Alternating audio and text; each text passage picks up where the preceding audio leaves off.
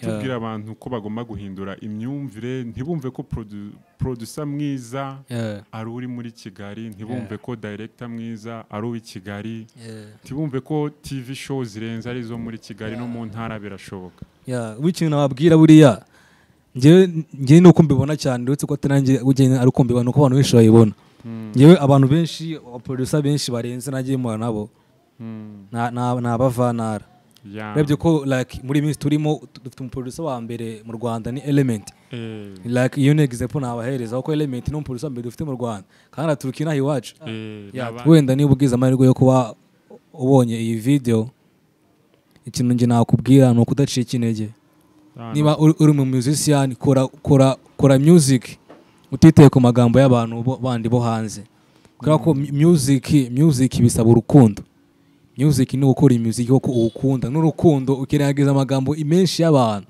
kubera ko akenshi like muri misi yo ubwiye umubyeyi bati nge abo ngabo nibo nashimira bwa gatatu coup de chapeau kuri abo bajene kabisa abantu bagomba kubaho cyane amaso nakibona bro yabaye umukara byose tubona bifite aho bigana imisi nisa kandi imisi ningana one day urakira other day ugakena ubuzima turimo ni nka mufta shira episode amagana abanza magana fata umwanya wicariye utekereze wimenye agahinda n'umujinya bro ubisigiye inyuma ngo ndimo ndibona ndimo ndasaza abanzi bange bose bari ahazaza nakati y'iniga zihora zinshimira nkurikira iniga zihora zinsengera duhuje ukwemera duhuje ukwimenya atoka nabishimira nibake nkanje babikora nkanje ngabo nibande nibake beza ngabanzi bari hose mu buzima turimo bifuza ko mvamo gusa nzabigumamo ngaho mbwira nguteza amatwi mbwira ndabizi ndikunda gusa bisi muri double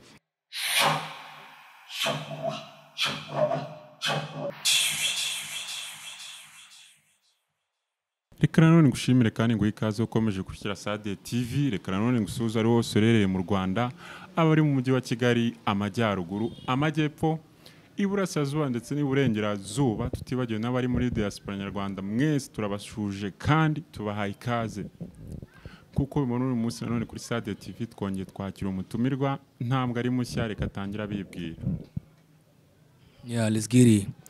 Ndi papa drapa nabyima kurasara nguteza kaka drop irambuka imipaka mbakoremo paka ni broken ipata ndi kwiruka hirya hino ndashaka ibipima ibiro aho mvuye bisaba amaguru ugakora ugatuza ukaziba ngo umusore ndakora amabara abavuga murasara ngo ilafi yatangiye senior 4 pa it's our boy to Kevin Kevin nanone wongeye wagarutse kuri Sade TV kuri Sade TV ni mu rugo si ubwa mbere bakubonye uri umusitare barakuzi noneho ubazaniye iki muri aka kanya mbazaniye ibintu byinshi cyane mbazaniye new vibes new song new project byinshi kabisa ubizaniye twese nka Sade TV ndetse n'abakunzi ba Sade TV n'abafana bawe bagukunze kuri Sade TV muri rusange hari hacimo igihe ariko tutabonana nawe nihe mishinga wari uhugiyemo mwino minsi nari maze iminsi ndi kuri projet ku ngoma bita Haso ariko ubu ngubu ndahari kabisa ndi kuboneka kubera ko imaze iminsi itarenze 6 iri kuri YouTube niyo yatumaga kenshi nabaga muze ariko ubu ndahari kabisa ndi kubona ari indirimbo iri kurebwa cyane iri kuzamura urwego rwawe tugereranyije n'izindi wakoze zazibanjirije ibanga n'iri urimo gukoresha ibanga ntarindi ibanga ni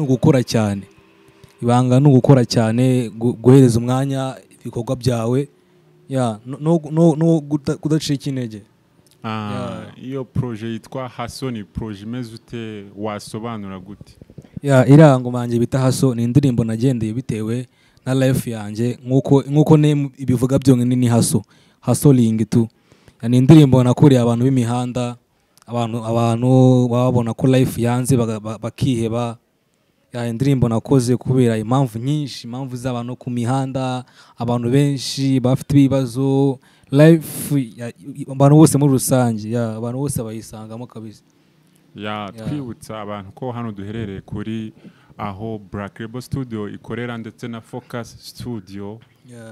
Tukaba tubagezaho amafoto meza ndetse na video nziza na audio production, ibintu tubahereza service nziza, abatuzi baratuzwe, tubikurikirana ruzungu. Twakomeje ibyacu. Tu Kevin, iyo ndirimbo Haso audio yakozwe nande, video ikozwa nande? Iyo audio yakorewe Kejel ku producer bita producer Buyak. Location ni Kimisagara, mu video director ni One Same made it. One Same nta bindi bihangano bihari by'ama video yaba yarakoze birenze ko numva atari mushya mu matwi yanjye. One Same afite ibihangano byinshi birenze, afite ibihangano akoreye ba Afrique. Niwe wakoze ijipo ya Afrique na Last Born. Urumva ko urwego ruri kugenda ruzamuka gake nyakabisa gake kabisa. Ese kuba uri umusani se cyangwa uri umuhanzi uvuka mu ntara ukaba ugenda ugakorera music Kigali, ubona bitaniye he n'abakorera mu ntara gusa?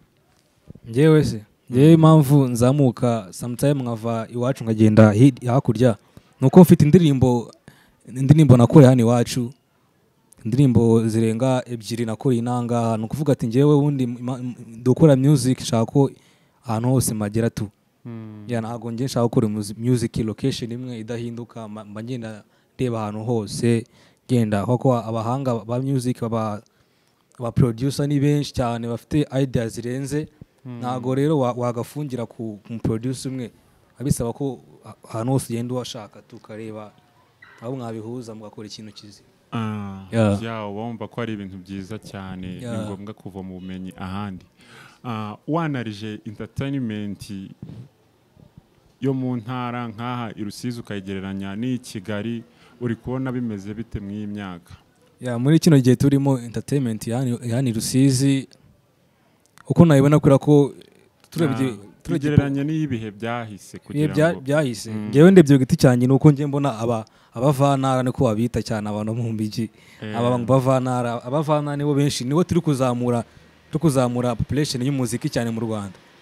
Abantu binanga kabisa, urebye abenshi bafite izina rirenze cyangwa bafite amaze gushika mu Rwanda, abantu benshi n'abavantara.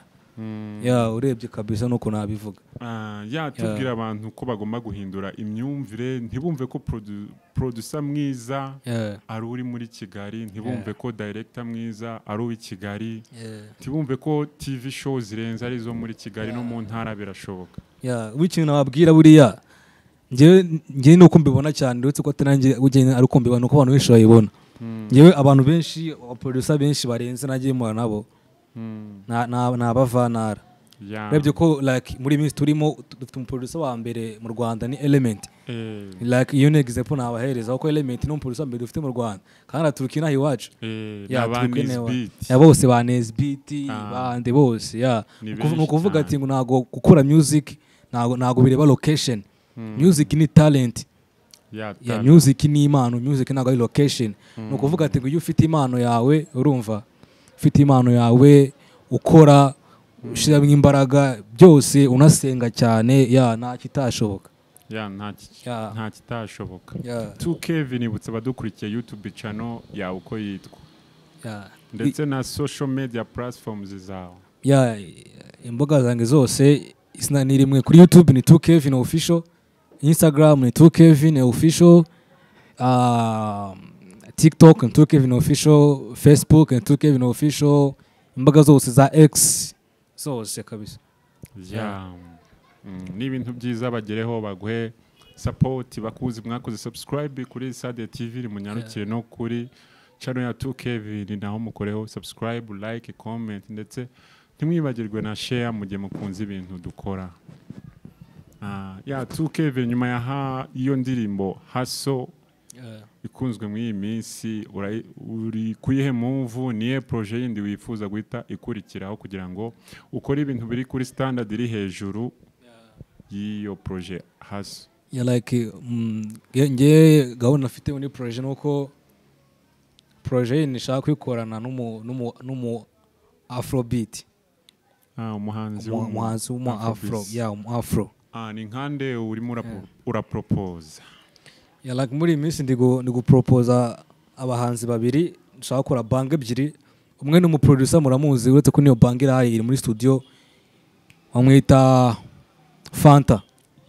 Afite projet na Fanta. Benshi baramuzi. Fanta projet irahari kabisa na ya Fanta. Ikibura nuko wenda twahuza tugasoza fresh akabona video, ariko yo projet irahari iri clear. Audio yamaze gukora.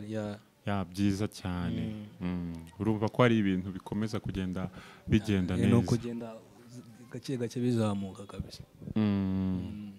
2Kevin ni cyumva wasaba abakurikiye Sade TV ku ruhande rwawe.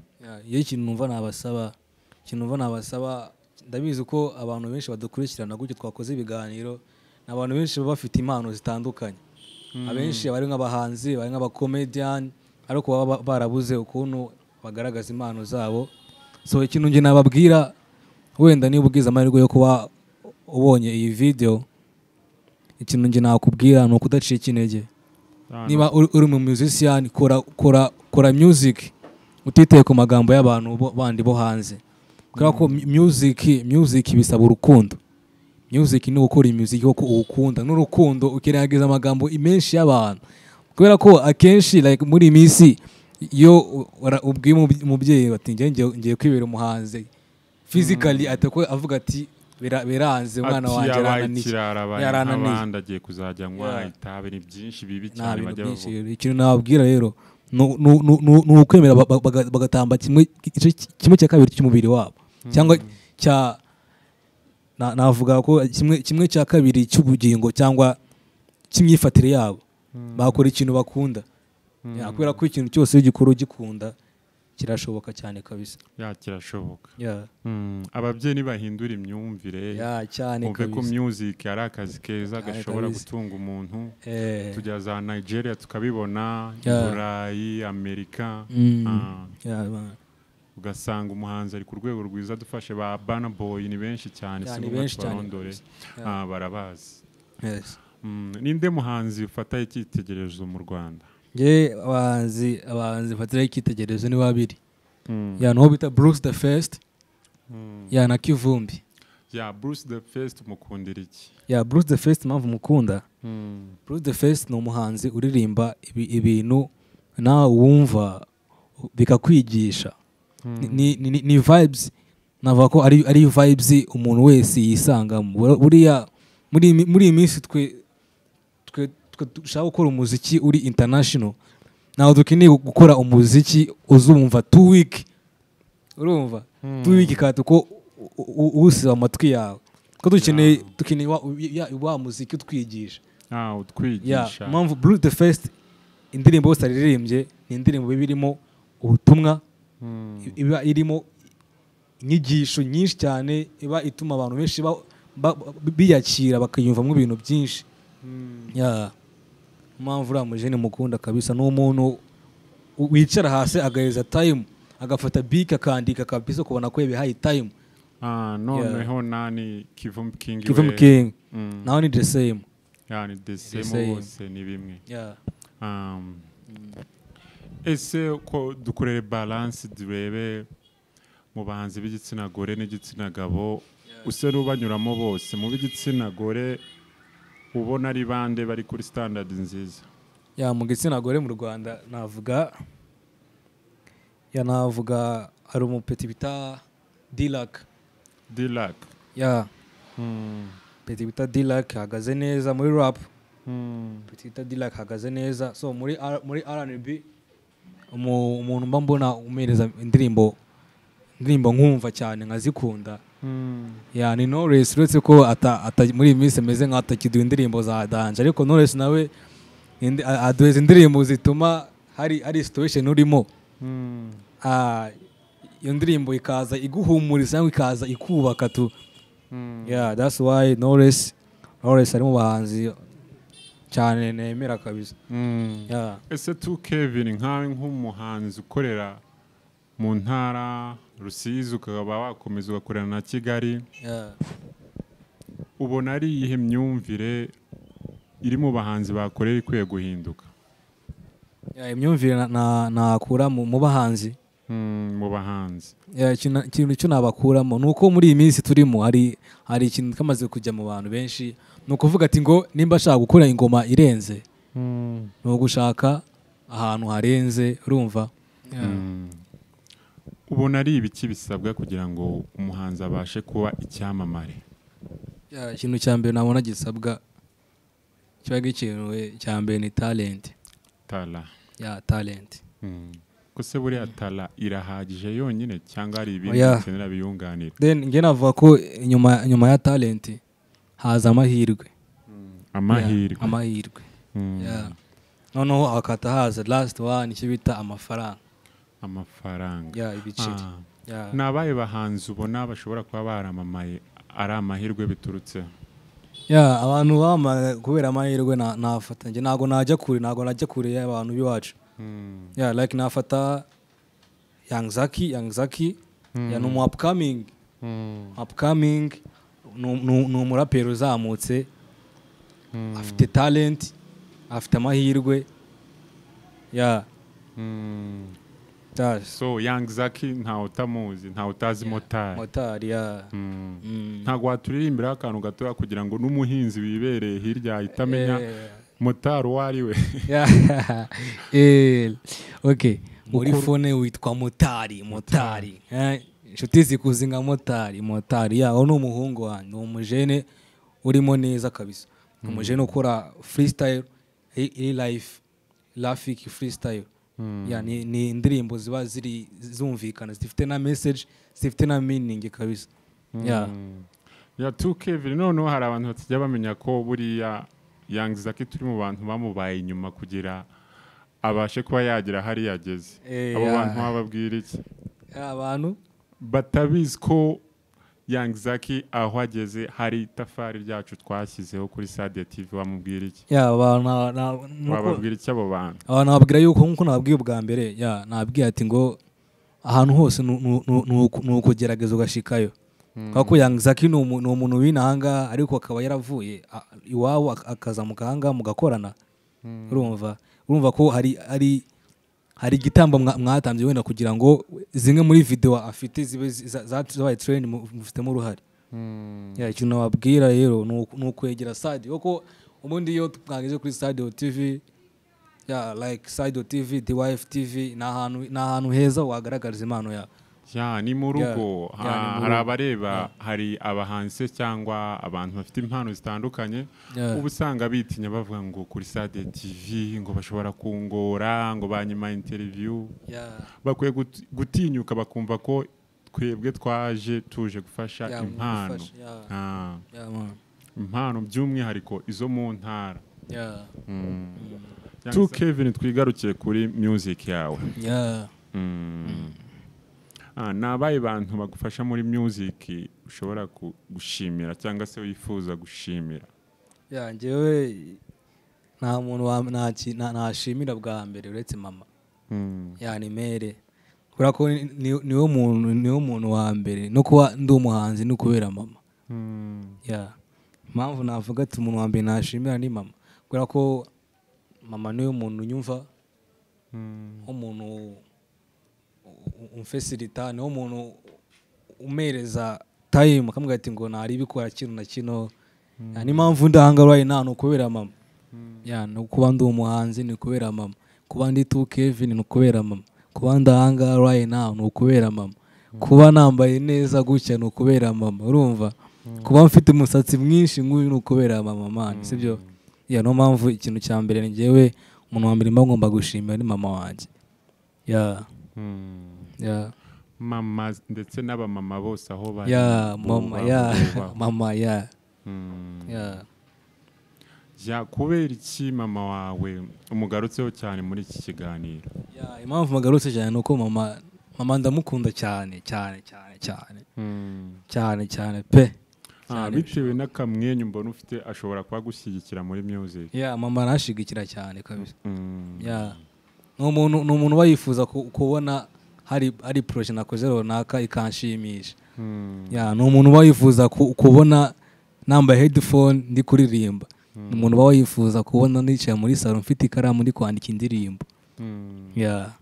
ya undi wundi ukurikira washimira n'undi wundi nashimira mm. nashimira abasubscribers banjye subscribers ba wa gatatu nashimira nashimira abantu bose like aba promoter aba youtubers like nka kuri D-Wife Sade TV ahantu henshi nagiye nkorera naho ngishaka gushika abantu bose badufasha muri music abantu bose bafasha aba upcoming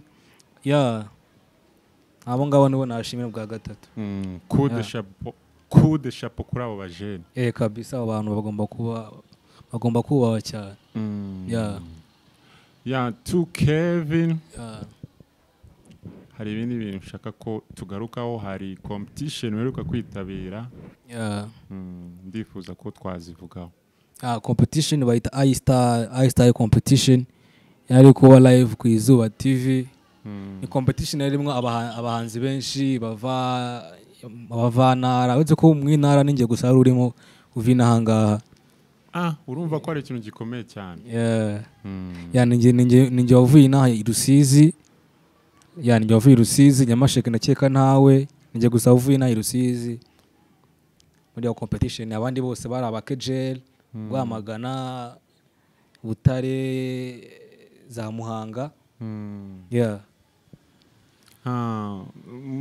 to Kevin muri iyo competition wari mu bantu bahabwa amahirwe menshi yo kuba bayitwara niki cyatumye utayitwara ira competition nanjye nago namenye impamvu ari iyihe kubera ko nyiva kuri stage nyimara kuririmba nje bitewe n'ubyo nabonaga uretse ko nyine namenye impamvu cyangwa criteria bagendeyeho impamvu byo bagendeyeho ariko nje nabonaga ninjye muntu ufite amajwi menshi ariko sinzi impamvu ibyo bagendeyeho ariko bafite impamvu zabo nuko byagenze turakora batangaza batatu twari turi abantu 50 bakuramo batatu gusa muri abo batatu kandi wari urimo nandi mu batatu wari uri muri batatu nari ndimo kwa ko ni competition yari gufata igihe kirekire nabonye bitewe na step arimo ari menshi bitewe n'izindi mpamvu zindi ese competition ku muntu wayegukanye na yahe mahirwe yari afite n'ubu ntabwo irarangira ntabwo navuga ati amahirwe ntabwo irarangira bacyakora mwira competition ni ibiki bari kugufasha iyo uramuka uyitwaye nk'uko bari babidusobanuriye batubwiye yuko bazagufasha gukora audio 3 video 2 then bagufasha gupromotinga ibyo bihangano wakoze nk'uko numvaga ari ikintu gikomeye cyane kubera ko uri umuntu ufite vision purpose na talent video 3 harimo na support y'abo bantu ntago ari ikintu kinini cyane 80% cyagufasha kuba wagera ku ntego yawe kabisa ababizi barabizi promotion face ni promotion to Kevin tugana ku musozo niki wasaba abakurikiye Sade TV se cyangwa niki wumva wifuza kubabwira utababwiye ikintu nifuza kubabwira mba nifuza kubona abantu benshi dukora umuziki kubera ko inaha i Rusizi hari abantu benshi bafite talent yaba muri music cyangwa muri football industry yose bari kibwo badukore music abantu benshi bamaze kwishiramo ngo ngiye mvuka i Rusizi ntago nagera i Kigali ngiye mvuka i Rusizi ntago najya kwa Lucky ngiye mvuka i Rusizi ntago najya kwa Element no gukora umuziki no guhatiriza gushyiramo imbaraga gushyiramo imbaraga bagakora cyane no gusenga cyane kubaha Imana buriya ikintu cya mbere ni Imana Imana imbere ibindi bikaza ibindi byose biza after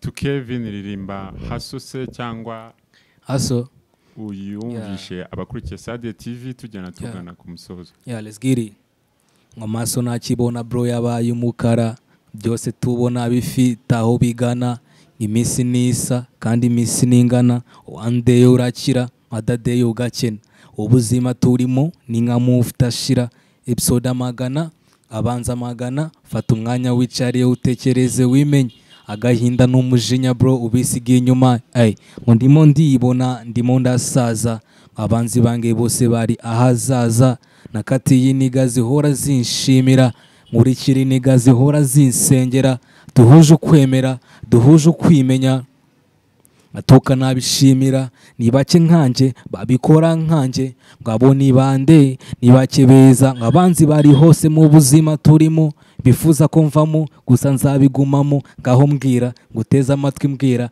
ndabizi ndikunda gusa bisi muri double, ni badman kane kuva kera narakwamye, shaka do tugashora tugahomba, ibigwari bigahunga, batuzi baduseka, Imana ikadushima, abahanzi tuga festo ndashima, Imana imimbaraga maze ngahanga, suko niyiziho n'ubuhanga, no kubanzi nkunda amafoto y'Imana. tuke ibintu nakoze cyane, ibiganiro byacu nakagaruka kuri Sade TV. Ciao. Man.